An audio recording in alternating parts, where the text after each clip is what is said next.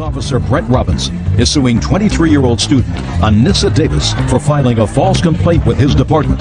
Anissa is countersuing for emotional distress due to malicious prosecution.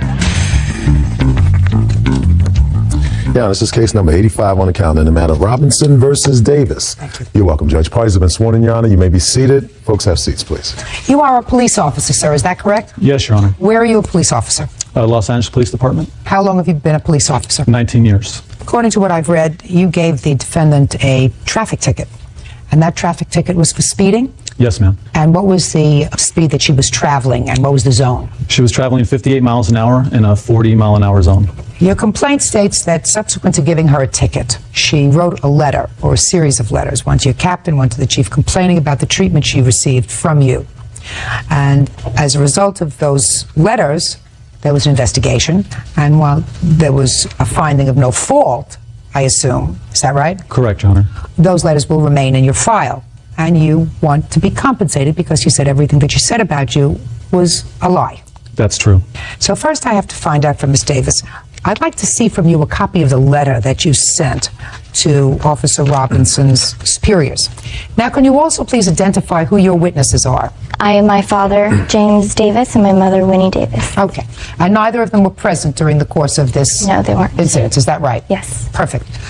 And your father, from what I gather from your answer, as well as from Officer Robinson's complaint, is a retired police officer, is that right? Yes. All right. Now, Ms. Davis, I would like you to start from the beginning. Okay. The very Your beginning, Honor, I and would like tell to me what happened when Officer Robinson stopped you. Well, I would like to start off by saying that it has nothing to do with the actual citation. I wrote the letter about expressing my feelings to the police department about the way that I was treated and how I felt. Why don't you just answer my question? I asked you to tell me what happened from the moment that he pulled you over for speeding. Okay. He pulled me over and he told me that I was allegedly going too fast. Pulled you over, and he said to you, what were his words? I don't remember his exact What words. did you say to him? Hello. I rolled down my window. He asked for my license and registration. Did you have your license? Yes, I did. Did you have your registration? Yes, I did. Fine. So he took the license, and what did he do with it? He proceeded to tell me what he stopped me for, and he went back to his car. No, I don't want you to tell me he proceeded to tell me what he stopped me for. He said something to you. I stopped you for speeding. You were going 58 miles in a 40-hour zone. What did he say to you, Miss Davis? I'm sorry, I'm just very nervous. Well, get unnervous. Did he say to you, I'm giving you a ticket because you were speeding? Yes. Fine. And what did you say to him? I asked him if he knew my father. And what did he say to you? He said he knew exactly who my father was. You said to him, do you know who my father is? And he must have said to you, who's your father? Yes. And you said? Jim Davis. And he said, I know exactly who your father is. He said, yes, he's a retired police officer.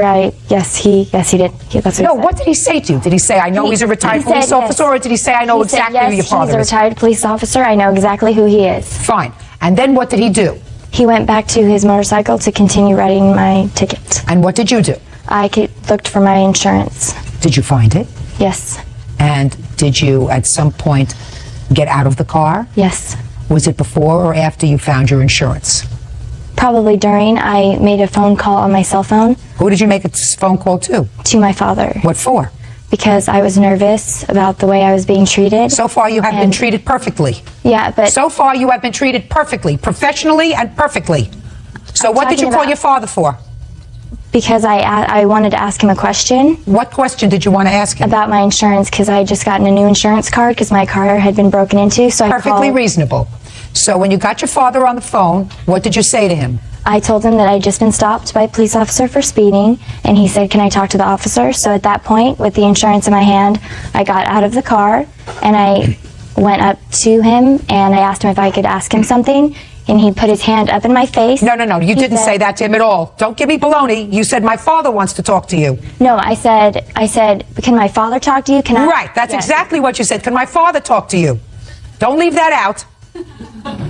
And he put his hand up in your face and said what? He said, I'm not talking to you. I'm not talking to anybody. Go to your car. He didn't want to discuss anything further. Sounds perfectly right to me. Doesn't it sound perfectly right to you, former retired police officer Davis? That requires a simple yes or no. Is anything that your daughter said to you sound untoward on the part of this officer? She's left a couple of things out. No, you weren't there. Yes, ma'am, you're correct. You weren't there. So if you were me, and you've been around the ballpark a little bit, if you were me listening to your daughter right now, would you find anything untoward in this police officer's conduct?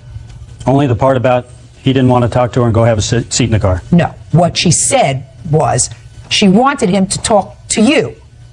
And you were going to try to talk him out of giving your daughter a ticket. That's not true. Absolutely, positively, 100%. As I'm sitting here and he's standing there. Not anymore. Speak. Listen to me. Speak not. Otherwise, there is absolutely no reason for you to have. May I say something? Called. Say nothing, sir. Don't embarrass yourself. I won't. You will. Believe me, you will. You will embarrass yourself because that is exactly what happened.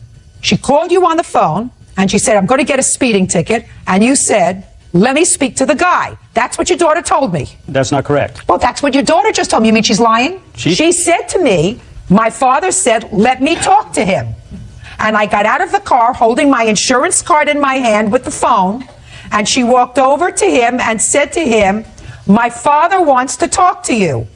And he put up his hand and he said, I don't want to talk to you, and I don't want to talk to your father. That's what she just told me. I didn't make that up. Judge Judy continues in a moment. You know why you called your father, and the fact that he wouldn't respond to it is to his credit. But the fact is that he did not want to continue to talk to me. He doesn't have to talk to you. You want to talk to somebody, go to a psychiatrist. Real cases, real people. Judge Judy. Police officer Brett Robinson says after giving Anissa Davis a speeding ticket, she filed a false complaint with his department. She left out part of the phone conversation, which I was privileged to. When she asked me, she told me she got stopped for speed.